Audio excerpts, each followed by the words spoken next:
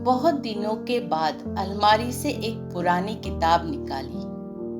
पहला पन्ना पलटते ही एक मुरझाया हुआ पीपल का पत्ता मिला।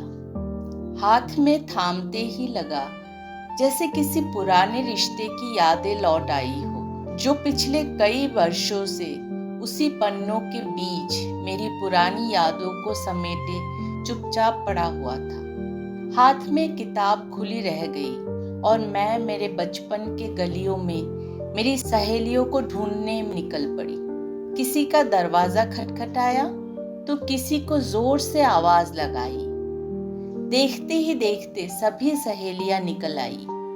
वो गली जो सन्नाटे में डूबी हुई थी, पल भर में हमारे हंसी के गूंज से महक उठी, मानो हवा का जैसे एक झोंका सा आ गया हो। आसमान के आजाद पंछियों की तरह चहचहाते हुए कुछ देर हम इधर उधर टहलने लगे।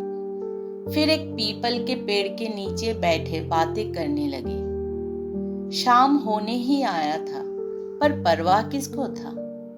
वो बेपरवाह खिलखिलाना, आने वाले जिंदगी को अपनी मुट्ठी में काबू करने के सपने देखना, वो खुले आसमान में उड़ान भरने की बातें, और बातें भी ऐसी जैसे उनका कभी कोई अंत ही न होगा।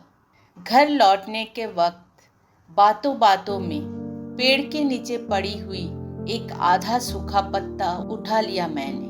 वही पत्ता अनजाने में ही किताब में रख दिया था, पर तब सोचा नहीं था कि वो पत्ता उन यादों की गुलदस्ता लिए खड़ा होगा कभी। अचानक आवाज आई, माँ तुम रो रही हो? मेरी 10 साल की बेटी मेरी आंखें पोंछती हुई बोली। मैं मुस्कुराई। बचपन के उन गलियों में घूमते हुए कब मेरी आंखें धुंधली हो गई पता ही नहीं चला, पर थोड़ी देर के लिए ही सही लगा जिंदगी के कुछ हसीन पल चुरा लिए हो। पर थोड़ी देर के लिए ही सही लगा जिंदगी के कुछ हसीन पल चुरा लिए हो।